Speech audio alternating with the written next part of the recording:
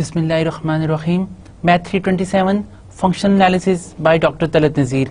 आज हम अपना लेक्चर नंबर 29 स्टडी करेंगे। इसमें हम जो इम्पोर्टेंट टॉपिक स्टडी करेंगे वो है total orthonormal sets and the representation of bounded linear functionals.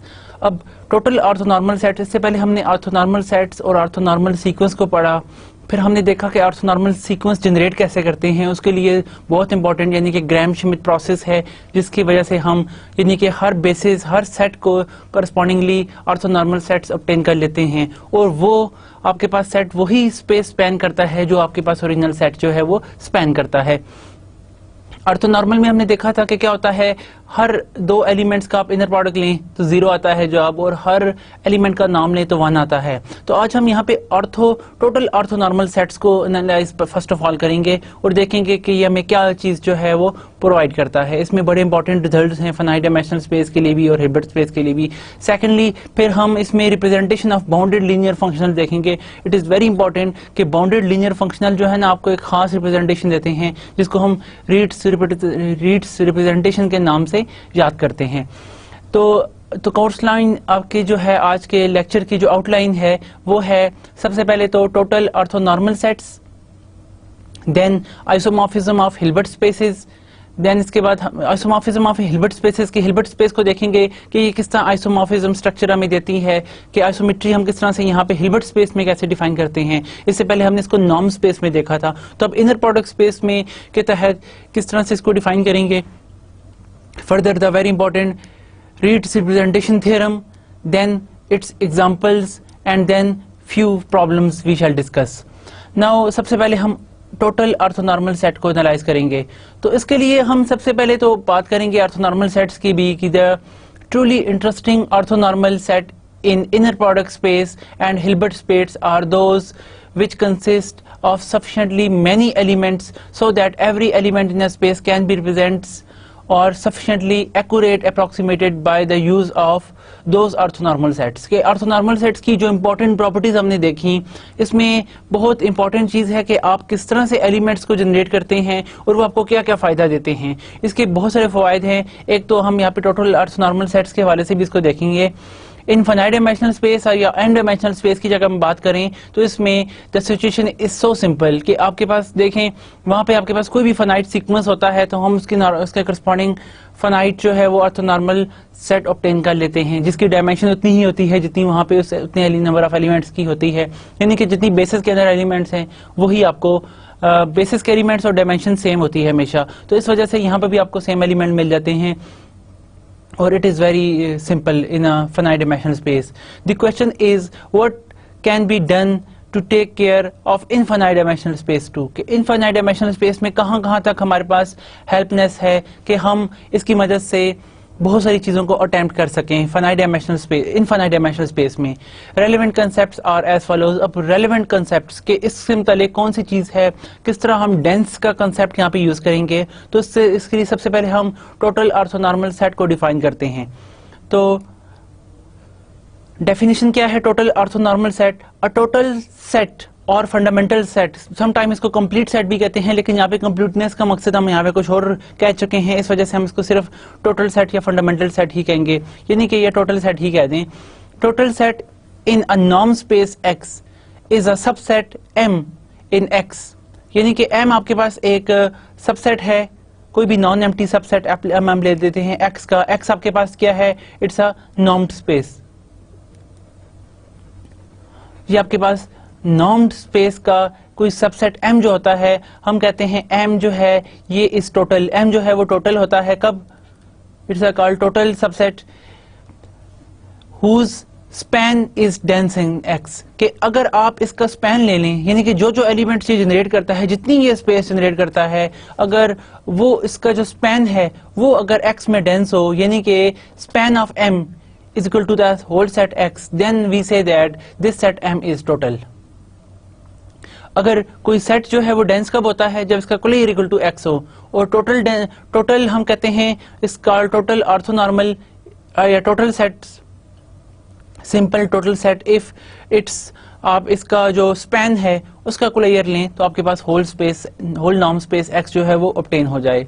तो इसी तरह अकॉर्डिंगली एन ऑर्थोनॉर्मल सेट और a sequence in inner product space x which is total in x is called total orthonormal set. तो इस तरह आपके पास ना वो ऑर्थोनॉर्मल सेट, ऑर्थोनॉर्मल जिसके तमाम एलिमेंट्स का आपस में इनर प्रोडक्ट लें तो 0 जवाब आए और हर एक का नाम 1 हो, वो अगर उस स्पेस का जो स्पैन है अगर वो टोटल हो तो हम उसे टोटल ऑर्थोनॉर्मल सेट के नाम से याद करते हैं। इसी तरह आपके पास ना वो टोटल ऑर्थोनॉर्मल सेट हो सकता है, टोटल ऑर्थोनॉर्मल सीक्वेंस या टोटल ऑर्थोनॉर्मल फैमिली, आप जो भी कहें, कलेक्शन कह दें इसको। नॉर्मली हम यहाँ पे देख रहे थे, हमने पिछले सेशन में देखा कि हम ऑर्थोनॉर्मल सेट डिफाइन करते हैं या ऑर्थोनॉर्मल सीक्वेंस पूरा जनरेट करते हैं। तो ये दोनों के लिए जो डेफिनेशन है इक्विवेलेंट है। M is total in X if and only if span of M equal to the X। ये वही डेफिनेशन है। अगर हम सिंपल इसको कह देते हैं कि M कब टोटल होगा कि अगर स्पैन ऑफ M जो M के एलिमेंट्स जो है ना स्पेस को स्पैन करते हैं उनका आप क्लियर लें तो X के इक्वल आ जाए। मिसाल के तौर पर आप देखें R स्क्वायर को जो स्पैन करने वाली स्पेस है वो क्या है, स्पैन करती है R स्क्वायर को 2 एलिमेंट स्पैन करते हैं। फॉर इंस्टेंस के आपके पास ना आगे एक सेट ले लें जिसके अंदर आपके पास 1 0 और 0 1 है। तो आप 1 0 और 0 1 ये आपके पास एक सिंपल सा सेट है जिसके अंदर सिर्फ 2 ही एलिमेंट्स हैं आर स्क्वायर के, और आपको पता है कि आर स्क्वायर का हर एलिमेंट ये जनरेट करते हैं। और अगर आप देखें क्या इस स्पैन का आपको लेयर लें तो वो डेंस आता है कि इस स्पेस का आप स्पैन ऑफ एम जो है वो पूरा आर स्क्वायर है। तो हमें पता है कि अगर आप इस तरह स्पैन ऑफ 1 0 इन एलिमेंट 1 0 और 0 1 का अगर आप क्लियर भी ले लें तो वो इट्स इक्वल ही आएगा, क्योंकि ये आर स्क्वायर है। तो इसका मतलब है कि this is nothing but r square ही आएगा आपके पास जवाब। आर स्क्वायर का क्लियर, और आर स्क्वायर चूंकि आपके पास कंप्लीट है, इसके अंदर हर कॉची सीक्वेंस कन्वर्ज करता है, क्लोज भी है, तो इसका मतलब ये है कि आर स्क्वायर जो है वो R square equal to R square. तो इसका मतलब क्या है कि ये डेंस भी है, तो हिंस आर स्क्वायर को ये पूरी स्पेस स्पैन करती है। कैसे स्पैन करती है, ये तो बड़ा आसान है कि आर स्क्वायर का कोई भी एलिमेंट आपके पास होगा तो एक्स का वाई की फॉर्म में होगा। अब हर एक्स का वाई जो है वो इन 2 एलिमेंट्स के लीनियर कॉम्बिनेशन की फॉर्म में ऑब्टेन होता है, यानी कि 1 0 प्लस 0 1। अब यहाँ पे कौन से स्केलर मल्टीप्लाई करेंगे ये एलिमेंट आ जाए, पहले के साथ आप x कांस्टेंट मल्टीप्लाई करें, दूसरे के साथ y। तो आपके पास देखें हर एलिमेंट जो भी आप x 1 2 लेते हैं तो यहाँ पे 1 इधर 2 लगाएं तो इन दोनों एलिमेंट से ऑब्टेन हो गया। तो पूरी की पूरी स्पेस ये जनरेट करते हैं, हेंस आर स्क्वायर को ये स्पैन कर रहे हैं। तो इनफाइनाइट डायमेंशनल स्पेस में आपने देखा कि चीजें काफी सिंपल होती हैं। We are interested to see about the infinite dimensional space, लेकिन पहले हम थोड़ा सा ना हिल्बर्ट स्पेस के बारे में भी चीजों को देखते हैं। अ total orthonormal family in x. अच्छा, यहाँ पे एक और मैं आपको बात बताता चलूं कि ये इसके जो हैं ये टोटल ऑर्थोनॉर्मल सेट है। फॉर इंस्टेंस कि आप देखें हर एक एलिमेंट का नाम क्या है, 1 है। यहाँ पे इसका नाम ले लें, 0 1 का नाम आर स्क्वायर में 1 है, इसका नाम भी 1, और दोनों आपस में एक दूसरे के ऑर्थोगोनल हैं, यानी कि आपके पास पूरी स्पेस ऑर्थोनॉर्मल है, हर एक का नाम भी 1 है, और हर एक एलिमेंट दूसरे के साथ आप उसका इनर प्रोडक्ट लें तो जवाब आपके पास 0 आता है। अ total orthonormal family in x is sometimes called a orthonormal basis for x। अब यही बात है कि आपके पास ऑर्थोनॉर्मल बेसिस हैं। बस अगर आप इसे लीनियर अलजेब्रा के हवाले से देखें तो वहां पे हम इसे स्टैंडर्ड बेसिस कहते हैं। However, it is important to note that this is not a basis in the sense of algebra। algebra के सेंस में ये बेसिस नहीं होती, यानी कि आपके पास ना स्पैन करने के लिए जरूरी नहीं है कि ये 2 एलिमेंट, आप बेशुमार इस तरह के एलिमेंट ले सकते हैं। बेसिस में 2 चीजें होती हैं, एक तो वो स्पेस भी स्पैन करें और आपस में लीनियरली इंडिपेंडेंट भी हो। तो आपके पास जरूरी नहीं है कि आपके पास यहाँ पे एलिमेंट आ रहे हैं वो लीनियरली इंडिपेंडेंट है एक दूसरे से। इस वजह से हम इसको बाज़ ना नॉट बेसिस भी कहते हैं, क्योंकि बेसिस इंप्लाइज, बेसिस के अंदर क्या क्या चीजें इंपॉर्टेंट हैं। देखें बेसिस की डायमेंशन, बेसिस के अंदर नंबर ऑफ एलिमेंट हमेशा इतने ही होते हैं जितने आपके पास उस स्पेस की डायमेंशन है, यानी कि आर स्क्वायर की डायमेंशन क्या है 2, तो बेसिस में सिर्फ 2 ही एलिमेंट होंगे। आर एन की डायमेंशन n होती है तो उसके अंदर n ही एलिमेंट होंगे। मैट्रिक्स की डायमेंशन क्या होती है, n क्रॉस m, यानी कि n multiply by m। Matrix n cross m matrix की dimension m multiply by n होती है, तो इसकी बेसिस में आपके पास m multiply by n elements ही आएंगे। तो इसी तरह आपके पास यहाँ पे हर एक के लिए रिजल्ट्स जो हैं वो डिस्टिंक्ट डिफाइंड है। तो बेसिस में एक तो नंबर ऑफ एलिमेंट्स इतने हो गए, बेसिस के एलिमेंट्स आपस में लीनियरली इंडिपेंडेंट होते हैं, और दूसरी बात है बेसिस के एलिमेंट पूरी की पूरी स्पेस स्पैन करते हैं। तो ये सारी बातें होनी चाहिए इसमें। तो बाज़ वक़्त आपके पास however it is important to note that कि this is not the basis in the sense of algebra for x as a vector space unless x is finite dimensional. जब तक x फाइनाइट डायमेंशनल नहीं है तब देखिए finite dimensional space में ये तो आपके पास बेसिस भी होगी और एलिमेंट्स भी होंगे क्योंकि आपको डायमेंशन का पता है, लेकिन इनफाइनाइट डायमेंशनल स्पेस में तो हमें डायमेंशन जो है वो पता ही नहीं होती। डायमेंशन यानी कि अब C01 स्पेस का कहते हैं कि collection of all continuous function defined on close interval 01 कितने हैं, कोई हमें तादाद का नहीं पता, इसकी डायमेंशंस का हमें नहीं पता। तो लेकिन अब आपके पास इंपॉर्टेंट बात क्या है कि व्हाट अबाउट कि क्या ये पूरी की पूरी बेसिस ही होंगी जो आपको ऑर्थोनॉर्मल सेट ऑब्टेन करेंगे, ये जरूरी नहीं है।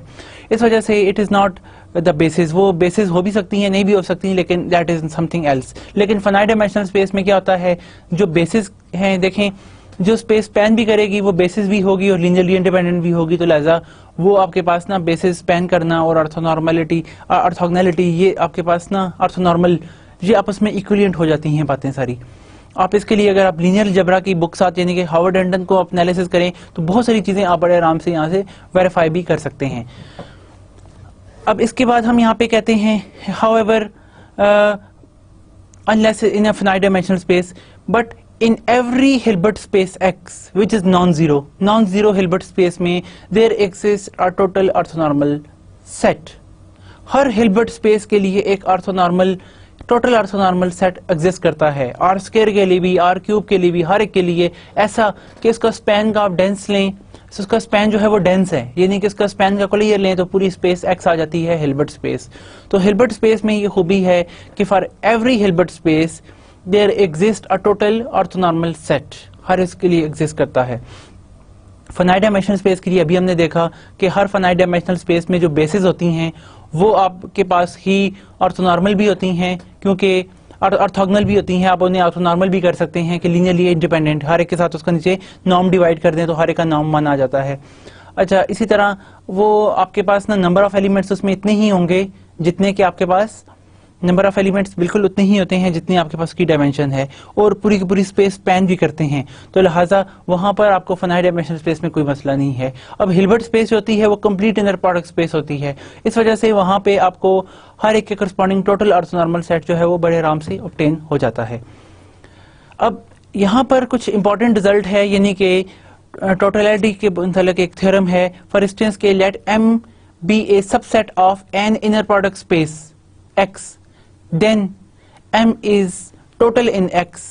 If M is total in X, then there does not exist a non-zero element X which is orthonormal, which is orthogonal to every element of M. Briefly, हम इसे कह सकते हैं कि X जो है वो M के अगर हर एलिमेंट के साथ ऑर्थोगोनल है तो इसका मतलब है कि वो X क्या है, जीरो होगा। अगर if X is total in X, M is total in X, यहाँ पे बात ये हो रही है, देखिए मैं अगर आपको शॉर्टली बताऊं, M की एक सब स्पेस है, X आपके पास क्या है, इनर प्रोडक्ट स्पेस, ये आपके पास X इनर प्रोडक्ट स्पेस है, M इसकी एक सब स्पेस है, M इज टोटल, ये इस तरह है कि सच दैट के M इज टोटल के M का अगर आप span of M is dense in X ये बात हो, तो ये आपके पास दो कंडीशंस गिवन है। तो आपके पास एक अगर इफ X कोई एलिमेंट है वो M के हर एलिमेंट के साथ ऑर्थोगोनल है, तो इसका मतलब क्या है कि this element must be the zero, क्योंकि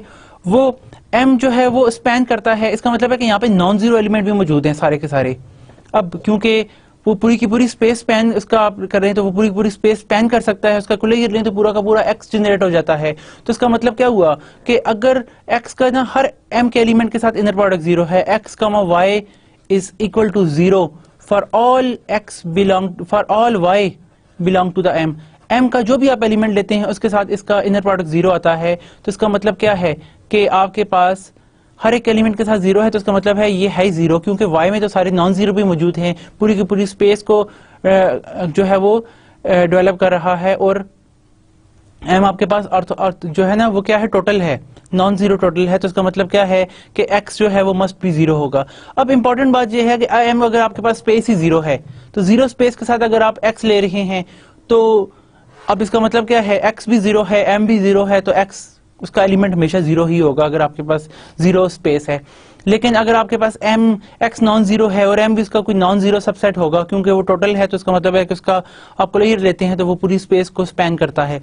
तो इसका मतलब क्या हुआ कि X जो है यहाँ पे तमाम एलिमेंट के साथ इसका इनर प्रोडक्ट लें तो इसका मतलब क्या है कि वो सिर्फ एलिमेंट जीरो ही बचेगा, क्योंकि y कुछ नॉन जीरो के लिए आपके पास x जो है इसे मल्टीप्लाई करें तो कभी जवाब जीरो नहीं आता। तो इसका मतलब क्या हुआ, for this case your x must be the zero. ये हमारे पास फर्स्ट इसमें इंपॉर्टेंट कॉन्सिक्वेंस है इसका। Secondly, if x is complete, complete का क्या मतलब है कि हर कॉची सीक्वेंस इसके अंदर ही कन्वर्ज करता है। That condition is also sufficient for totality of m in x, यानी कि ये टोटल होने के लिए भी सफिशिएंट कंडीशन है। कंप्लीट का क्या मतलब होता है कि हर कॉची सीक्वेंस के अंदर ही कन्वर्ज करे। अब देखें m सबसेट है इनर प्रोडक्ट स्पेस का। मैं अगर आपको इस तरह से बात एक्सप्रेस करूं, m is a subset of x, x जो है m जो है वो क्या है, कंप्लीट है आपके पास। कंप्लीट का क्या मतलब होता है, इसका मतलब है कि हर आपके पास कॉची सीक्वेंस xn जो है ना, जो भी आप कॉची लेते हैं वो आपके पास इस m के अंदर ही कन्वर्ज करेगा। Every Cauchy sequence m implies that कि इसको xn जिस x को कन्वर्ज कर रहा है वो भी m का हिस्सा है। तो इससे क्या ऑब्टेन हो जाता है कि m आपका जो है वो क्या हो जाएगा, m is closed, m closed है एक बात, और m इसका सबसेट है, कंप्लीट भी है, and this condition is sufficient for the totality, के ये टोटल होने के लिए काफी है कि आपका हर सीक्वेंस इसके अंदर ही कन्वर्ज करता है। अगर ये स्पेस को स्पैन कर रहा है तो इसका स्पैन का कुल लें तो वो डेंस बन जाता है। फॉर इंस्टेंस के हर सीक्वेंसेस में लें तो इसी के अंदर ही कन्वर्ज करे। तो इफ x इज कंप्लीट, देखें x कंप्लीट है, यहां पर m इसका सबसेट है, कंप्लीट स्पेस का subset is sufficient totality of m in x, के आपको उस स्पेस का यहाँ पे देखें, अगर हम इसको दूसरे एंगल से देखें कि कंप्लीटनेस x इनर प्रोडक्ट भी है, x कंप्लीट भी है, इसका क्या मतलब हो जाएगा, this implies that x is Hilbert space. x जो है वो आपके पास x इज हिल्बर्ट, क्योंकि हिल्बर्ट स्पेस में दो बातें होती हैं, एक तो वो कंप्लीट होता है, कंप्लीट होती है inner product space, complete inner product space is a Hilbert space. यहाँ पे इनर प्रोडक्ट हमें गिवन भी है, ये इनर प्रोडक्ट स्पेस भी है, कंप्लीट भी है, तो according to these twos we can say that x is a Hilbert space. अब हमें पता है कि हर हिल्बर्ट स्पेस के लिए एक आपके पास लाजमी इसका जो है टोटल सेट एग्जिस्ट करता है। तो इसका यहाँ पे जिस तरह अभी हमने यहाँ पे कहा कि for every Hilbert space there exist a total orthonormal set, तो यहाँ पे हर हिल्बर्ट स्पेस की एग्जिस्ट करता है, तो that is the thing, the result is over, कि आपके पास हर हिल्बर्ट स्पेस के लिए वो रिजल्ट ऑब्टेन हो जाएगा, hence this sufficient condition is obtained. इसका प्रूफ भी आप बड़े आराम से जो है वो टेक्स्ट में देख सकते हैं। तो ये आपके पास दो इसके इंपॉर्टेंट कॉन्सिक्वेंसेस थ्योरम के। फर्दर अगर हम इसके प्रूफ के बारे में अगर बात करें तो पहली बात तो ये है कि अगर आपके पास x जो है, हम यहाँ पे कहते हैं कि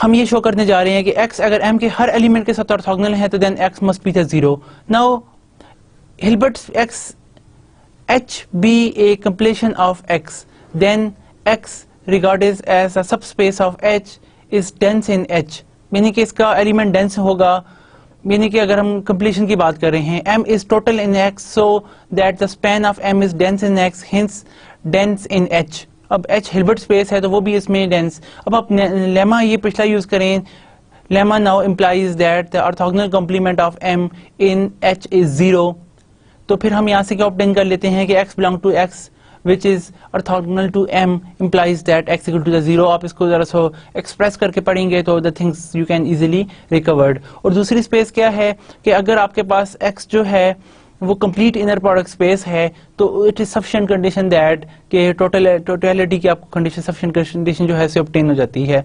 तो बात यही है कि x जो है वो आपके पास हिल्बर्ट स्पेस इन केस बन जाएगी, इनर प्रोडक्ट स्पेस भी है, कंप्लीट भी है, inner product space is Hilbert space and m satisfies that condition कि m जो है वो आपके पास क्या ये कंडीशन सेटिस्फाई करेगा, सो दैट कि अगर m जो है वो ये कंडीशन सेटिस्फाई कर रहा है कि आपके पास ना m का आप कोलेयर लें, m के स्पैन का कोलेयर लें तो वो पूरी स्पेस से ऑब्टेन हो जाए, सो दैट m के ऑर्थोगोनल कॉम्प्लीमेंट में आपके पास क्या आ जाएगा, जीरो। क्योंकि यहाँ पर देखें हिल्बर्ट स्पेस के अंदर आप कोई भी कॉची सीक्वेंस लें उसके अंदर ही कन्वर्ज करता है, तो हर कॉची सीक्वेंस इसके अंदर ही कन्वर्ज करे तो इसका मतलब क्या है कि इसके ऑर्थोगोनल में क्या रह जाएगा, ये सेट क्लोज हो जाता है। तो क्लोज सेट में आपके पास ना बाकी वो कौन सा एलिमेंट है जो इसके हर एलिमेंट के साथ आप नॉन जीरो एलिमेंट के साथ इसका या जीरो एलिमेंट के साथ भी आप इसका, अगर कोई एलिमेंट यहाँ पे लिखने जा रहा हूं मैं x का अगर आप m के साथ रिलेशन दें, देखें हिल्बर्ट स्पेस है ना, हिल्बर्ट स्पेस की सब स्पेस ले लें जो आपके पास कोई क्लोज,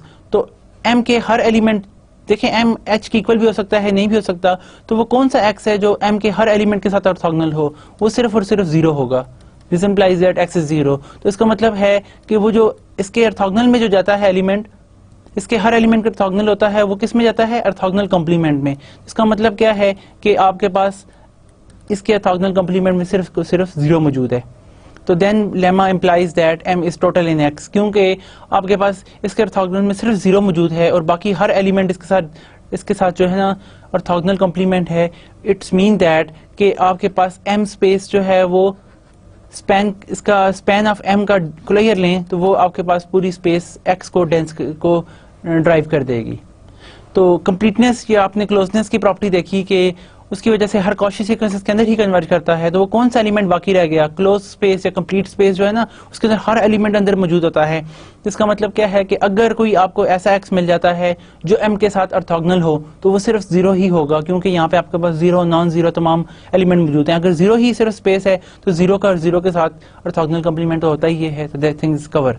और अगर नॉन 0 है तो फिर इसका मतलब है x हमेशा 0 होगा, hints the result is obtained. अब यही हमें कुछ problems, distinct type of problems जो है वो सॉल्व करने में भी हेल्पफुल देता है। फॉर इंस्टेंस के अगर m आपके पास, if m is total set in inner product space x,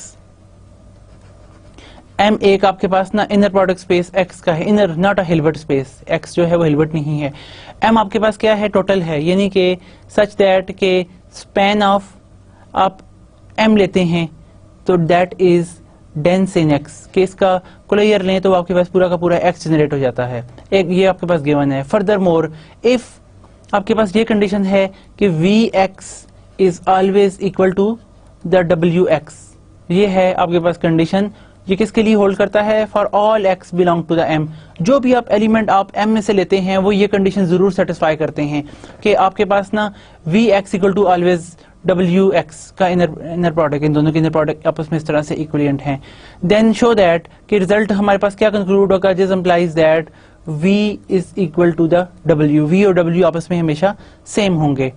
अब यहाँ पे the things are quite simple कि अगर आप सोल्यूशन देखें यहाँ से तो हम कह सकते हैं कि आपके पास इस इक्वेशन को हम लिख सकते हैं यहाँ से Vx का इनर प्रोडक्ट माइनस Wx का इनर प्रोडक्ट आपके पास क्या आ जाएगा, that is equal to the 0। This implies, हम इस ऊपर वाली इक्वेशन से इंप्लाई कर सकते हैं कि for all x belong to the m we obtain this, which sufficiently, which again gives us कि v minus w comma x, यही इनर प्रोडक्ट को आप क्लोज करें, then it equal to the 0 for all x belong to the space m। आप m के हर element के लिए आपके पास ये चीज इक्वल टू द 0 आ जाएगी। Now what this gives us, अगर आप यहाँ से देखें कि हर एलिमेंट के साथ ये है, इसका मतलब क्या है कि आपके पास v माइनस W किसको बिलोंग करता है, v माइनस ये x के हर एलिमेंट के साथ इसका v माइनस x का आप v माइनस W जो है उसका x के साथ इनर प्रोडक्ट लेते हैं तो जवाब 0 आता है। इसका मतलब क्या है कि x हर एलिमेंट m के हर एलिमेंट के साथ इसका इनर प्रोडक्ट 0 है, तो इसका मतलब क्या है, ये m के ऑर्थोगोनल कॉम्प्लीमेंट को जाता है ये एलिमेंट। लेकिन m तो आपको पता है कि इट्स अ डेंस, इसका जो है ना डेंस सबसेट है या ये टोटल सबसेट है कि इसका आप स्पैन लेते हैं, उसका क्लियर इक्वल टू x है, तो इसका और हमें पता है कि इसके अंदर आपके पास क्या मौजूद है, सिर्फ और सिर्फ 0, क्योंकि सिंस ये हमें गिवन है कि आपके पास ना m इज टोटल सबसेट, क्योंकि m आपके पास क्या है, m is total set.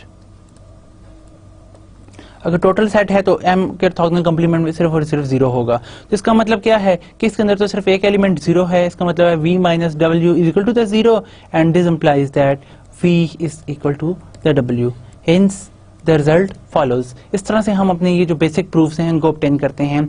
The second result is quite similar. For instance के let m be a subset of Hilbert space. अब यहाँ पे आपके पास कंप्लीट इनर प्रोडक्ट स्पेस है, यानी कि m is a subspace of a या subset of Hilbert space h, मैं यहाँ पे कह रहा हूँ h हमेशा हम हिल्बर्ट स्पेस के लिए ही डिनोट करते हैं। m आपके पास यहाँ पे गिवन नहीं है कि m आपके पास जो है वो टोटल है, प्रूफ हमारा ये हमने करना है कि m टोटल है। नाउ एंड लेट करते हैं कि आपके पास v and w are the elements of Hilbert space h।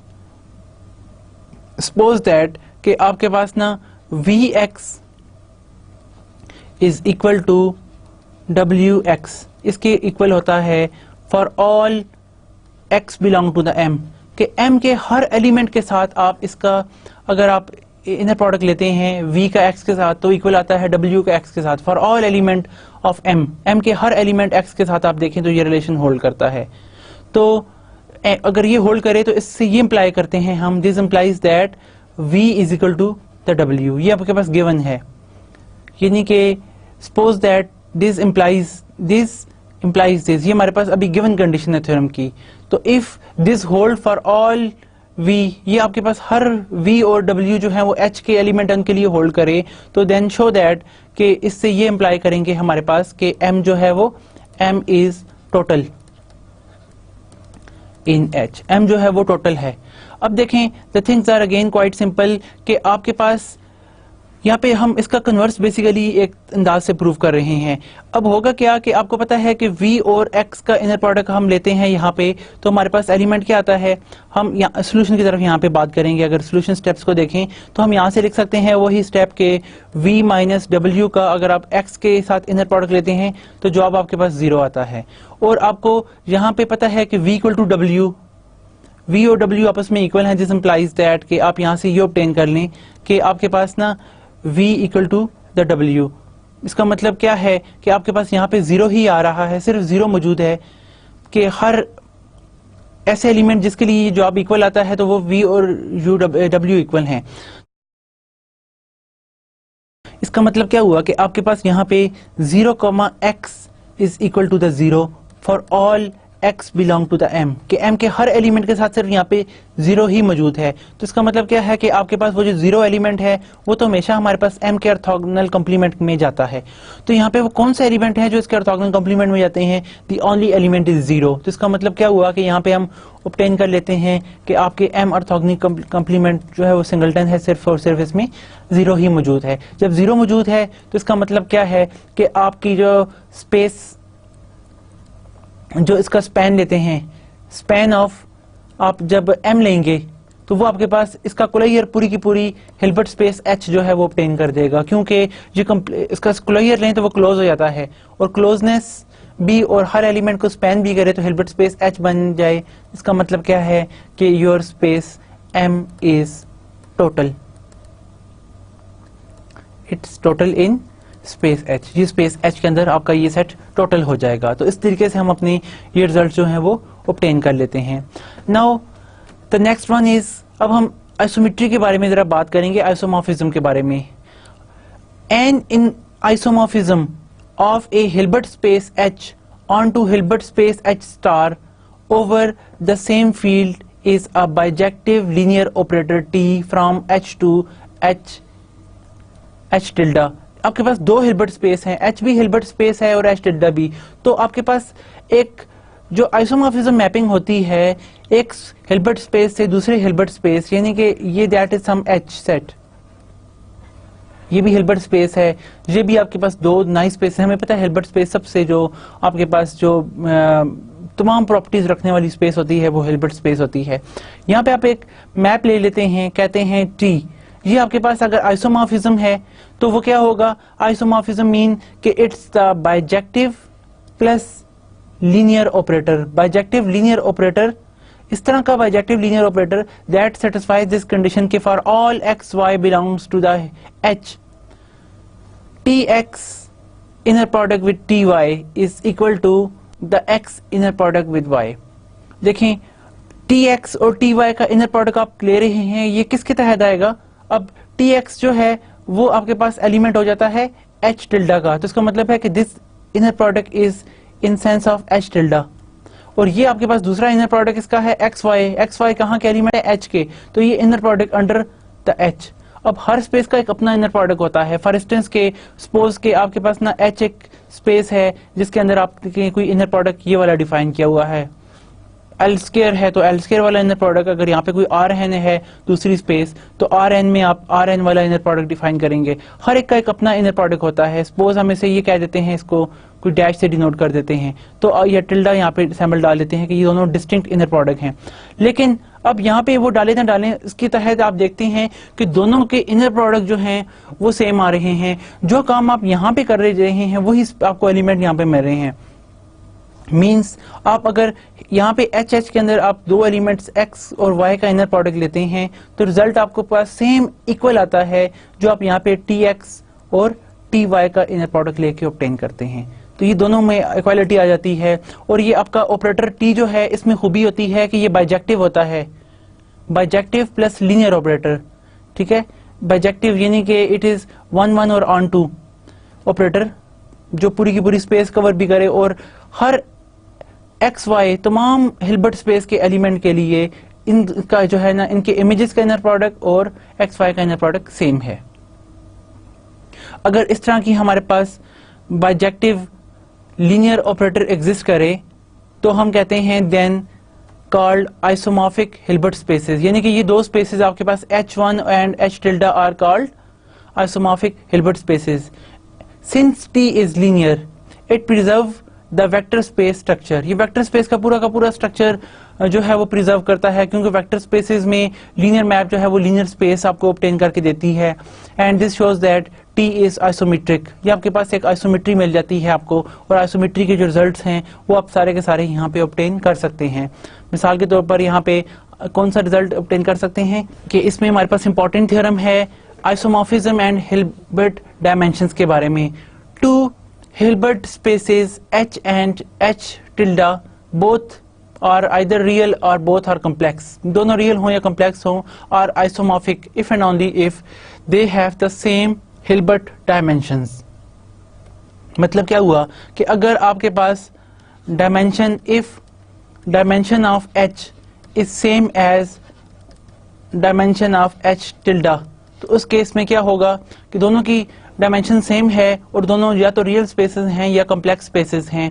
तो इस केस में आपके पास एक देन अगर ये होगा तो then this implies that there exist, आपके पास इफ एंड ओनली इफ वाली बात है कि there exist a map T from H to the H tilde which is आपके पास क्या होती है bijective plus linear. Bijective linear map ये इस तरह की बाइजेक्टिव लीनियर मैप होती है कि सच दैट कि आपको पता है कि इसमें ये रिलेशन होल्ड करता है Tx Ty का inner product equal to the XY inner product होता है for all XY belong to the Hilbert space H। तो ये if and only if condition है कि दोनों की डायमेंशन सेम हो, तब आप ये काम कर सकते हैं। ऐसा ना हो कि एक की हिल्बर्ट स्पेस R² भी हिल्बर्ट स्पेस है, R3 भी हिल्बर्ट स्पेस है। अगर उस तरह आप लेते हैं फिर आपके पास ये रिजल्ट जो है वो इक्वल नहीं आएगा कि आप यहाँ पे इन दोनों का इनर प्रोडक्ट सेम आए, लेकिन बाकी हर एतबार से आपके पास क्योंकि इशू यहाँ पे आके आता है 1-1 मैप भी आपको लीनियरिटी भी मिल जाती है, लेकिन जो सबसे इंपॉर्टेंट बात है कि इनके Tx और Ty का की जो आइसोमेट्री है वो XY की आइसोमेट्री की इक्वल है। अगर आपके पास देखें ना R² से R³ पे मैप जा रही है तो यहाँ पे R3 के एलिमेंट्स का इनर प्रोडक्ट ले रहे हैं यहाँ पे R² के, तो उसके लिए जरूरी नहीं है कि एलिमेंट सेम आए, हर एक के लिए आपके पास एग्जिस्टेंस आपको नहीं मिलती। लेकिन नॉर्मली अगर आपके पास ना स्पेस की डायमेंशन सेम है, फॉर इंस्टेंस हिल्बर्ट स्पेस में अगर Rn स्पेस के अंदर ही आप ले रहे हैं या कोई भी आपको पता है R² की डायमेंशन आपके पास सेम होती है स्पेस ऑफ कॉम्प्लेक्स नंबर की डायमेंशंस। तो यहाँ पे आपके पास और ये दोनों की दोनों आपके पास कंप्लीट इनर प्रोडक्ट स्पेस हैं, यानी कि दोनों बोथ आर हिल्बर्ट स्पेसेस। तो आप यहाँ पे जो मैप डिफाइन करेंगे T जो यहाँ से यहाँ तक, वो आपके पास एक आपको आइसोमेट्री देगी, यानी कि आइसोमेट्री जो स्ट्रक्चर इधर R² में है वही इसके मुताबिक आपको C में मिल जाएगा, दोनों की डायमेंशन सेम होना। तो यही बात है, देखें जो that is a worthful thing कि Hilbert space is again quite all those things satisfies which are satisfies your norm spaces। तो norm spaces की important conditions जो है वो Hilbert space भी आपके पास define करके आपको दे रही है। Now the next one is a quite important and interesting thing that कि आप bounded linear theorem की जब हम representation के बारे में बात करते हैं तो हमें इसमें जो सबसे इंपॉर्टेंट थ्योरम है that is a reads representation theorem. ये बहुत इंटरेस्टिंग और समझने वाला थ्योरम है बेसिकली कि फंक्शनल्स ऑन हिल्बर्ट स्पेसेस के हर हिल्बर्ट स्पेस में बाउंडेड लीनियर फंक्शनल की एक रिप्रेजेंटेशन होती है। वो क्या? Every bounded linear functional. Bounded का कंसेप्ट हमें पता है, लीनियर का भी पता है, फंक्शनल जिसका इमेज आर रियल नंबर हो या कॉम्प्लेक्स नंबर हो, on A Hilbert space H, यानी कि क्या बात हो रही है कि एफ आपके पास एक मैप है जो एच से आर पर या सी पर मैप होती है, आर पे या सी के ऊपर आप किसी एक पर इसको मैप करते हैं। Can be represent in the terms of inner product, इसको हम इनर प्रोडक्ट टर्म्स में एक्सप्रेस कर सकते हैं। किस तरह के F of X is equal to the inner product of Z X with Z, के एक्स और जेड का इनर प्रोडक्ट ले लें where such Z depends on F. मैं भी आपको इसकी एग्जांपल भी दूंगा। And it is uniquely determined, और ये आपको ना ये डिटर्मिनेशन जो है वो एक यूनिक डिटर्मिनेशन है। एंड फर्दर ये एफ के वाले से एक यूनिक डिटर्मिनेशन है, और also the norm of F is same as the norm of Z. ये आपके पास एफ और जेड की नॉर्म हमेशा इक्वल आती है। अब हर बाउंडेड लीनियर फंक्शनल की, लीनियर फंक्शनल हमें पता है कौन सा होता है कि आप F of x plus Y हमेशा करें तो जवाब आपके पास क्या आता है, f of x plus f of y. इसी तरह आपके पास एफ ऑफ अल्फा एक्स करते हैं तो जवाब आपके पास alpha time f of x आता है। ये आपके पास लीनियर की खूबी है। बाउंडेड का हमें ऑलरेडी पता है, जिसका नॉर्म एग्जिस्ट करे, जिसका जो बाउंडेड हो, तो ये खूबियां जिस भी ऑपरेटर में आ जाती हैं वो आपको, यानी कि देखें मिसाल के तौर पर मैं एक फंक्शन एफ जो है वो आर से आर लेता हूं जो बाउंडेड है, यानी कि मैं आर के बजाय भी इसको ऐसे कर लेता हूं, एक क्लोज सेट 0 1 से मैप कर देता हूं इसको 0 3 पर, और मैं फंक्शन बनाने जा रहा हूं बहुत सिंपल, आर से आर फंक्शन है, देखें आर का सबसेट है 0 1। इस तरह के एफ ऑफ एक्स किसी पे लगता है तो जवाब आपके पास 3x के इक्वल आता है। अब देखें ये पूरी की पूरी स्पेस को कवर कर रहा है, आपके पास एक 1 1 on 2 मैप है। अब यहां पर ये रिप्रेजेंटेशन क्या है आपके पास, अगर आप गौर करें, F of X is equal to the x inner product with 3, ये चीज आपको यहां पे मिल रही है कि वो जो 3 कांस्टेंट है वो साथ यहाँ पे आ रहा है कि आपके पास देखें, अगर आप गौर करें तो इनर प्रोडक्ट यहाँ पे क्या होता है, आर में जो है वो सिंपल यूजुअल प्रोडक्ट होता है। आपको इसी तरह आर स्क्वायर और हर टर्म में एक ये बात, दूसरी बात है कि आपका this Z depend on F, ये एफ पे डिपेंड करता है कि आपके पास अगर 4 है 4 से मल्टीप्लाई करें 3, क्योंकि मैप लीनियर है, it is easy to see that this map is linear, this map is bounded. F जो है वो 3x, क्योंकि ये बाउंडेड अंडर क्लोज इंटरवल है तो आपके पास हमेशा ये बाउंडेड होगा। और इसका नॉर्म क्या है, देखें नॉर्म ऑफ एफ अगर आप कैलकुलेट करते हैं, एफ ऑफ एक्स का अगर आप मॉड ले लें divided by mod of x ले करते हैं तो वो आपको नॉर्म ऑफ एफ मिल जाता है, नॉर्म ऑफ एफ। तो यहाँ पे एफ ऑफ एक्स की और इसका सुप ले लें, तब ना सुप्रीमम ले लेते हैं where X mod is not equal to 0, क्योंकि आर का फंक्शन है तो देखें एलिमेंट भी आर है। तो यहाँ पे आप इसकी सबसे बड़ी वैल्यू डालते हैं तो आपके पास यहाँ पे क्या आ जाता है, ऊपर जो आप 3x आ जाता है where x is not equal to the 0, F of x। अब तमाम यहाँ पे आप टर्म डालते हैं 1 2 3 तो आपके पास जवाब 3 आता है। ऐसे भी कर सकते हैं और दूसरी तरह भी आप कैलकुलेट कर सकते हैं कि ऐसे तमाम x supremum of all those x whose norm equal to whose mod equal to 1, क्योंकि यहाँ पे मॉड ही है हमारे पास एफ ऑफ x, तमाम का सुप ले लें जिसमें x का मॉड 1 है।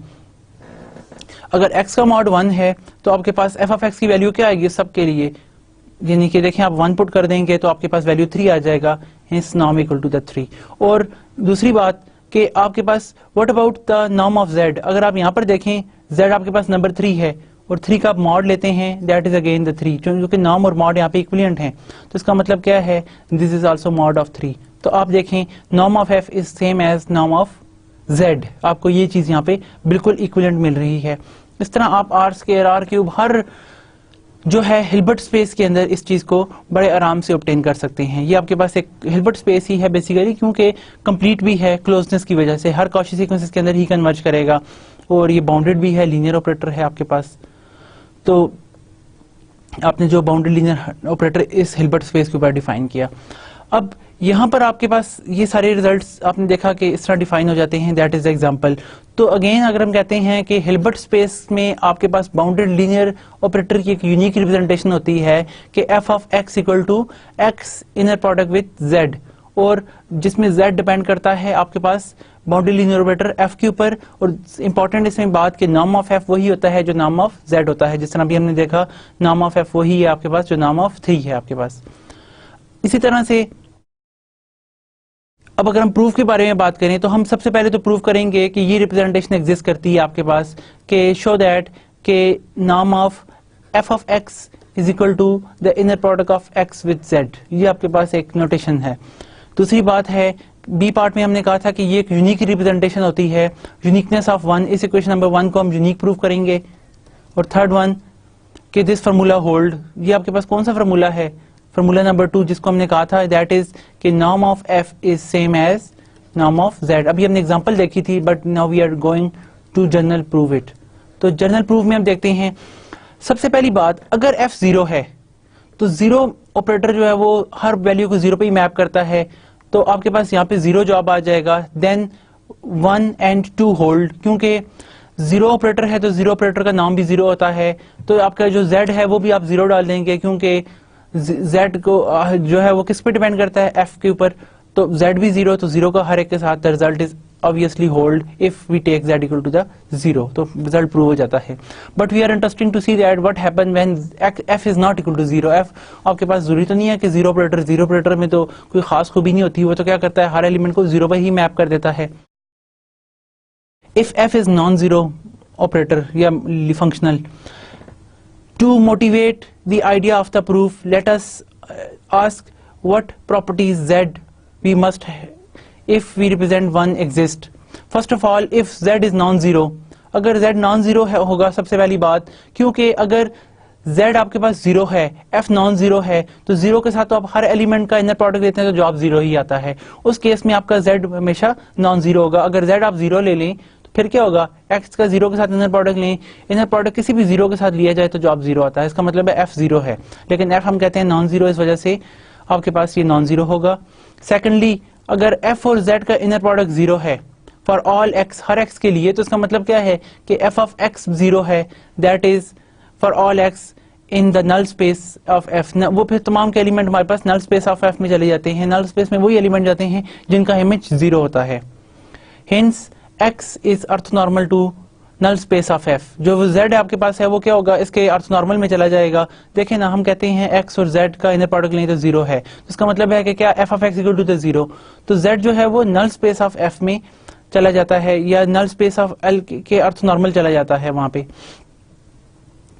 This suggest that we consider null space of f and its orthonormal complement. इसका ऑर्थोनॉर्मल कॉम्प्लीमेंट को भी देखने जा रहे हैं।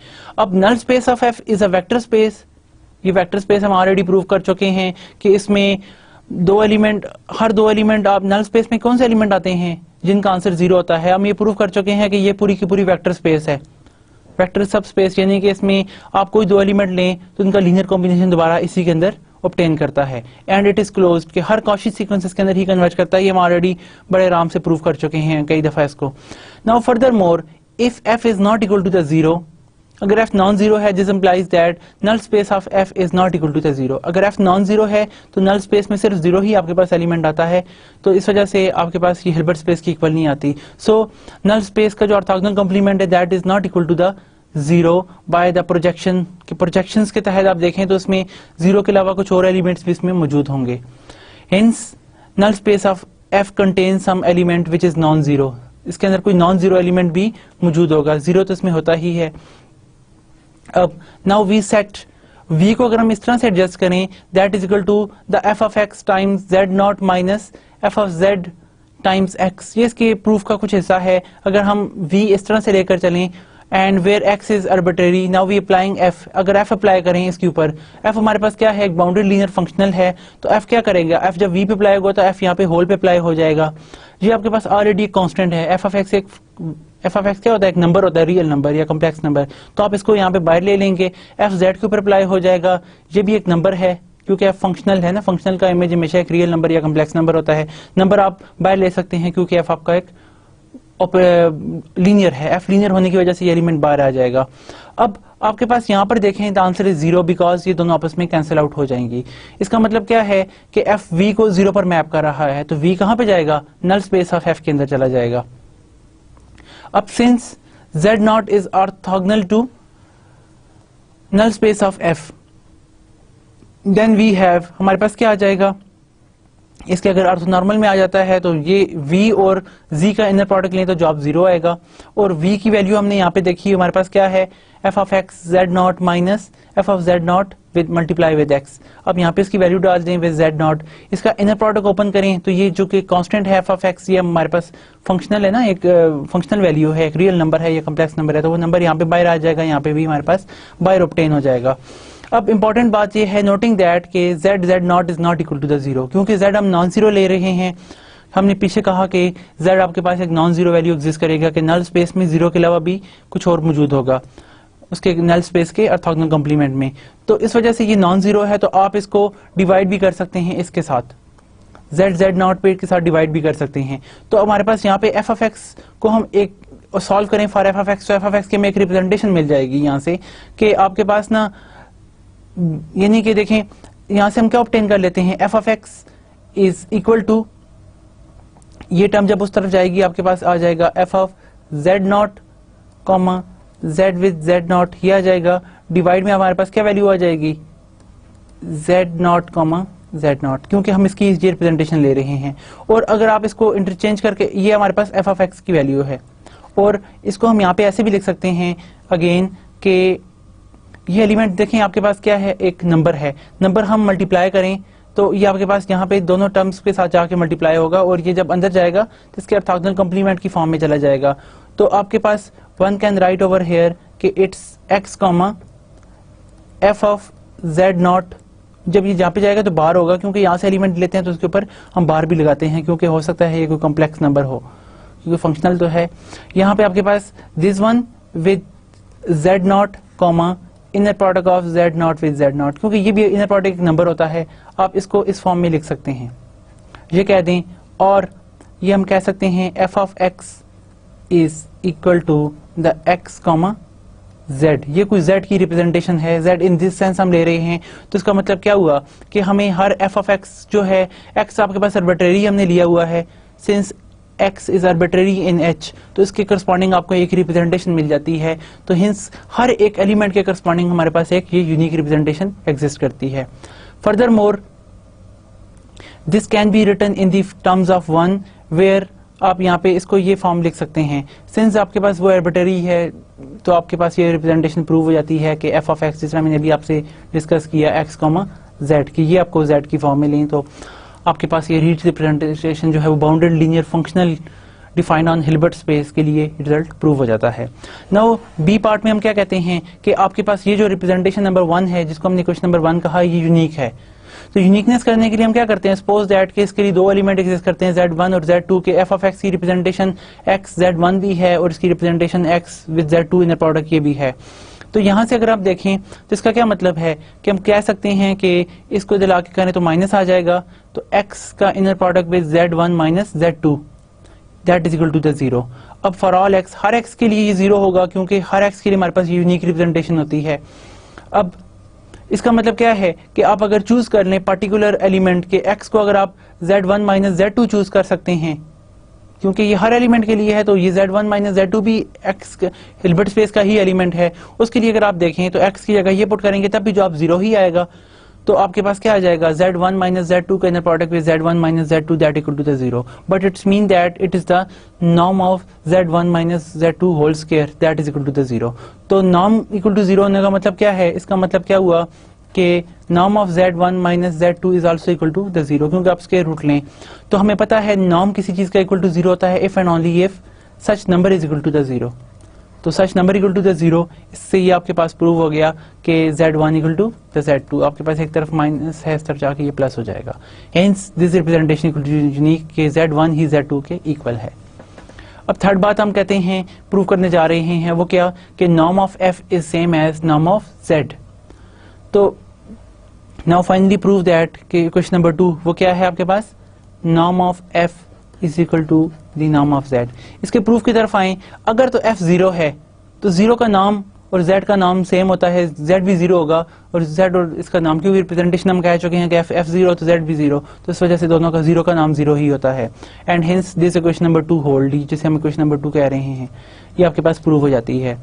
If f is not equal to zero, let कर लेते हैं z नॉन जीरो है, देन z भी नॉन जीरो, क्योंकि इसकी रिप्रेजेंटेशन आपके पास क्या होती है, f ऑफ x की जो रिप्रेजेंटेशन होती है वो x, z होती है। तो ये जीरो तभी होगा कि आपके पास नॉन जीरो तभी होगा जब z नॉन जीरो हो। नाउ फ्रॉम वन, ये question number one, with x equal to the z we obtain that, अगर आप x की ही z डाल दें तो इसका मतलब है z अगर आप इसमें पुट करते हैं तो जवाब z आ जाएगा।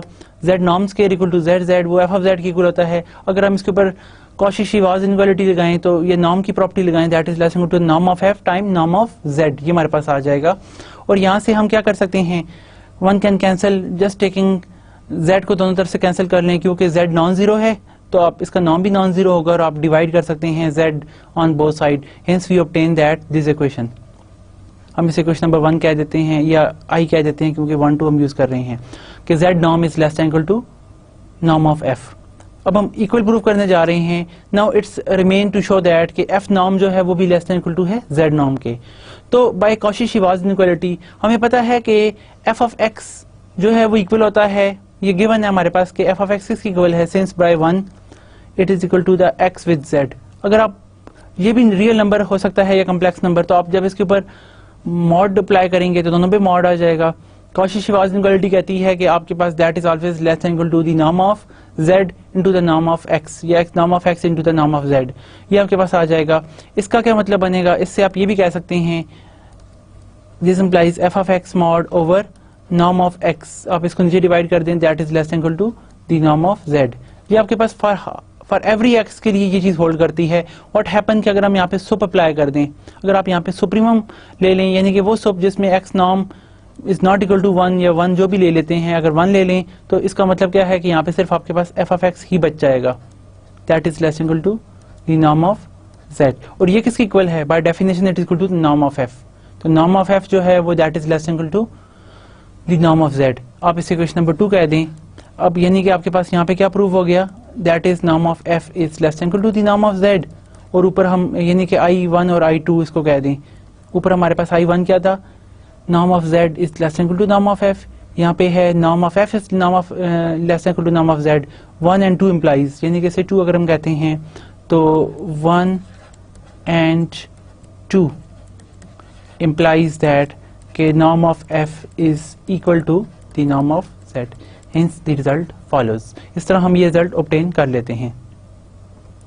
फर्दर एक इंपॉर्टेंट सिंपल सा लेमा है कि अगर आपके पास ना इफ v1 w का इनर प्रोडक्ट जो है वो इक्वल हो v2 w के इनर प्रोडक्ट के साथ for all v in inner product space, then v1 equal to v2, ये v1 और v2 हमेशा आपस में इक्वल होंगे। और इन पर्टिकुलर अगर v1 w1 का इनर प्रोडक्ट 0 है for all x belong to the w belong to the x, then it's implies v1 equal to the 0, ये एलिमेंट आपके पास 0 ही होगा, इसका ये पर्टिकुलर केस है। अब बाय अजम्पशन क्या है हमारे पास, ये दोनों इक्वल हैं, तो इसका मतलब क्या है कि आप इस तरफ इसको लाके सब्ट्रैक्ट भी कर सकते हैं क्योंकि w कॉमन है। तो ये हर टर्म के लिए इक्वल होगा आपके पास, that is equal to the 0। अब ये हर एक के लिए इक्वल है, तो इसका मतलब क्या है कि आप इसमें प्रॉपर्टी ले सकते हैं कि w को 1 can set v1 minus v2, क्योंकि ये हर एक के लिए होल्ड करता है तो उसके लिए w के लिए होल्ड करता है, तो w जो है वो v1 v2 के लिए भी होल्ड करेगा। इसका मतलब ये है कि आपके पास यहाँ पे क्या बन जाएगा, v1 माइनस v2 का inner product with v1 v2। तो हिंस आपके पास इसका norm square equal to 0, this implies norm of this equal to 0, so that v1 equal to the v2। ये हमारे पास v1 और v2 आ जाएगा। फर्दर इन पार्टिकुलर अगर v1 w1 इक्वल टू 0 है तो आप यहाँ पे w जो है हर एक w के लिए 0 है, तो w जो है आप v1 भी ले लें तब भी ये 0 हो जाएगा, उससे नाम of v1 equal to 0, so that v equal to the 0, hence the result follows.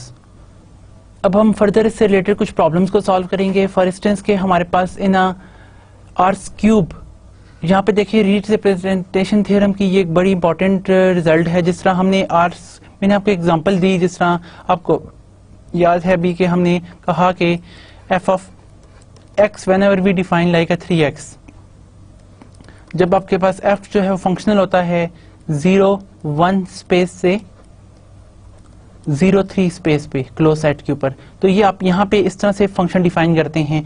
लेकिन अब आप हायर डायमेंशन में देखें तो one can easily show that कि any linear functional on R cube can be represented by the dot product. आप इसे dot product की रिप्रेजेंटेशन में देख सकते हैं इस तरह के एफ ऑफ एक्स जो है ना, ये आपके पास वही प्रोडक्ट है बेसिकली जो आप लेते हैं एक्स का z के साथ। अब आपको पता है R3 में हमारे पास यूजुअल प्रोडक्ट होता है, usual product in the sense के आपके पास x जो है वो दैट इज समथिंग, x जो है वो xi1 xi2 xi3 है,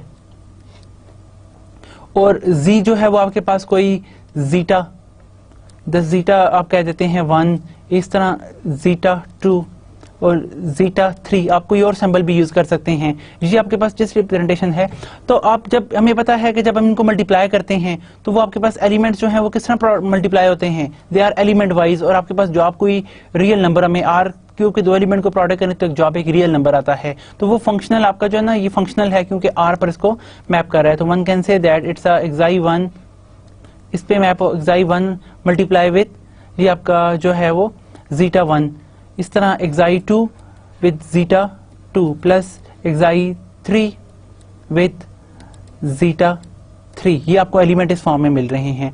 तो one can see that this is linear functional जो है वो आपको ये रिप्रेजेंटेशन दे रहा है।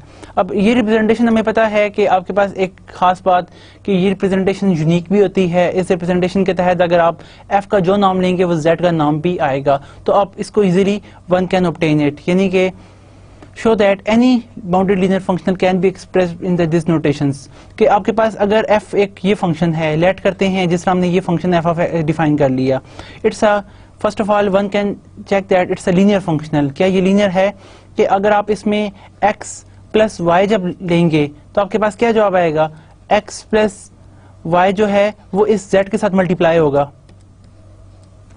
अब देखें x भी आपका क्या है, इट्स अ 3 टपल, y भी 3 टपल है और इस तरह z भी 3 टपल है, तो आप यहाँ पे इसको बड़े आराम से ओपन कर सकते हैं। x की एंट्रीज को आप कह देते हैं जिस तरह ये आपके पास ना xi1 xi2, अब यहाँ पे x इसकी एंट्री क्या होंगी, x1 प्लस eta1, यानी कि ये x प्लस y की एंट्री है, y जो है वो eta1 eta2 eta3 है।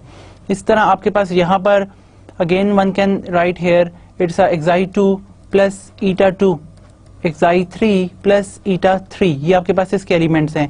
और फर्दर ये आपने प्रोडक्ट ले लिया और साथ आप मल्टीप्लाई कर रहे हैं z की एंट्रीज जो क्या हैं, जीटा 1 जीटा 2 और जीटा 3। अब आप इसको फर्दर मल्टीप्लाई करेंगे तो आपके पास ये आपको सेम वही प्रॉपर्टी दे देगा जिस तरह x का z के साथ प्लस z का y का z के साथ। आप इसको मल्टीप्लाई करके प्लीज चेक कर सकते हैं, तो आपके पास यहाँ पे रिजल्ट क्या आ जाएगा, f of x, this is f of x plus this is f of y। तो आपका ये फंक्शन जो है वो लिनियरिटी की ये कंडीशन सेटिस्फाई करता है।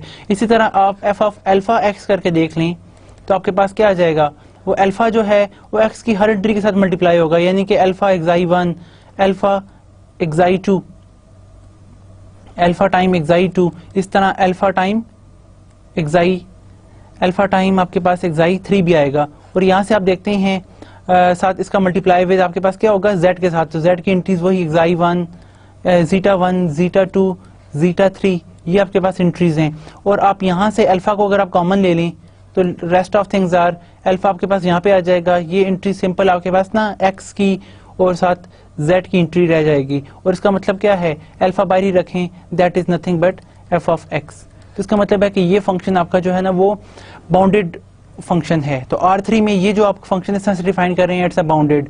Now again one can check that it's यानी कि ये लिनियरिटी प्रूव होगी, लीनियर फंक्शनल, तो आपने लिनियरिटी इस अंदाज में प्रूव कर ली। इस तरह show that any linear functional, तो आपके पास जो भी लीनियर फंक्शनल है वो इस परफॉर्म में डिपेंड हो गया। इसे आप ना बाउंडेड भी शो कर सकते हैं। I will give you the task कि आप इसमें प्लीज ये शो कीजिएगा कि क्या f ऑफ x का नाम लें तो z के नाम के इक्वल आता है, ये हमेशा इक्वल आएगा। और प्लीज आप इसे शो करेंगे क्योंकि ये R3 आपके पास हिल्बर्ट स्पेस है, हिल्बर्ट स्पेस को ये मैप कर रहा है।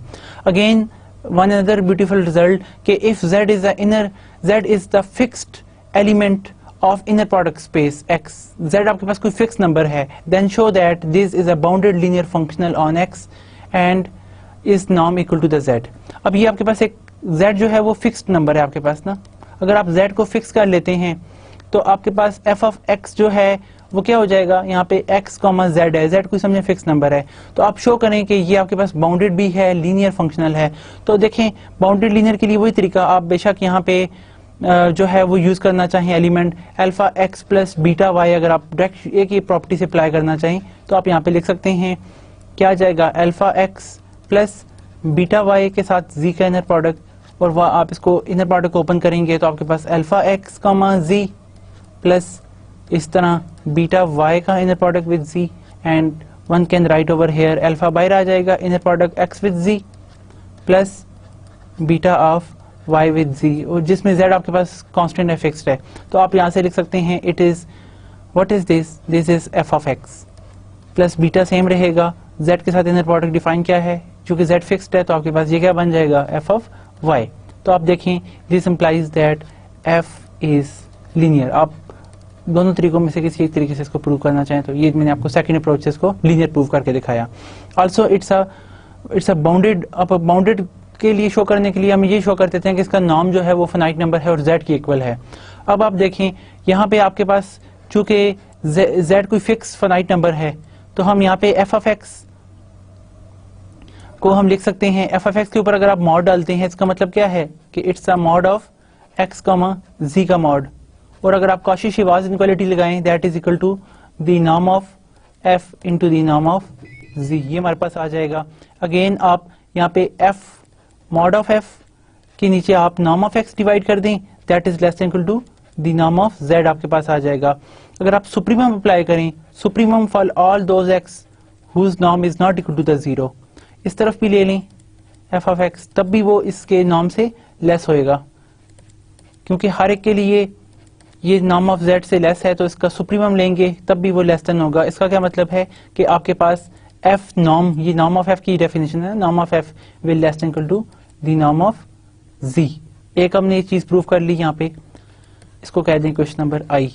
अगेन आपके पास जो है, अब हम सेकंड अप्रोच से यूज करने जा रहे हैं इसको और शो करने जा रहे हैं कि आपके पास ना यहाँ पे देखें हम कह सकते हैं f ऑफ x का अगर हम यहाँ पे पुट, ये आपके पास ना x हर x के लिए ये होल्ड करता है, तो अगर आप इसमें take x equal to the z, अगर आप x को z के इक्वल लें तो हमारे पास क्या आ जाएगा यहाँ पे f of z is equal to the inner product of z, ये हमारे पास बन जाएगा। और इनर प्रोडक्ट ऑफ z क्या होता है, that is the norm of z square, और हमें पता है कि आपके पास नॉर्म ऑफ z जो है वो हमेशा लेस देन इक्वल टू होता है norm of f into norm of z के। ये आपके पास बड़ी इंपॉर्टेंट प्रॉपर्टी जिसे हम कई दफा प्रूव कर चुके हैं। अब आप divided by norm of z, क्योंकि z आपके पास कोई फिक्स नॉन जीरो नंबर है तो आप z को, यानी कि z अगर जीरो है फिर तो ये प्रूफ है कि जीरो का नाम और f का नाम इक्वल होगा यहाँ से रिप्रेजेंटेशन से, लेकिन अगर नॉन जीरो है, if z norm is non zero, तो उस केस में हम क्या करेंगे, इसको डिवाइड भी कर सकते हैं। तो आप डिवाइड जब करेंगे norm of f is greater than norm of z, ये हमारे पास आ जाएगा। से इट्स क्वेश्चन नंबर सेकंड। तो 1 एंड 2 implies क्या आपके पास आ जाएगा, this will gives that norm of f is same f norm of c, hence the result follows। तो आज के लेक्चर में हमने सबसे पहले तो टोटल हमने सेट को देखा, what is the total set, ऐसे सेट्स जिनका हम स्पैन लें तो उसके स्पैन का डेंस जो है वो पूरा सेट आपके पास x बन जाता है, एक बात। इसी तरह फिर हमने टोटल ऑर्थोनॉर्मल सेट्स को पढ़ा, फिर इससे अगेंस्ट इंपॉर्टेंट रिजल्ट्स देखे कुछ, तो हमने प्रॉब्लम्स भी सॉल्व की। फिर हमने इसके बाद बाउंडेड लीनियर फंक्शनल की जो रिप्रेजेंटेशन, जिसे हम रीड्स रिप्रेजेंटेशन कहते हैं, उसके हवाले से हमने कुछ रिजल्ट स्टडी किए, उनका हमने प्रूफ देखा, और फाइनली फिर हमने कुछ प्रॉब्लम सॉल्व की। तो यहाँ पे हम अपना आज का लेक्चर जो है वो स्टॉप करते हैं। Okay, thank you very much, Allah Hafiz.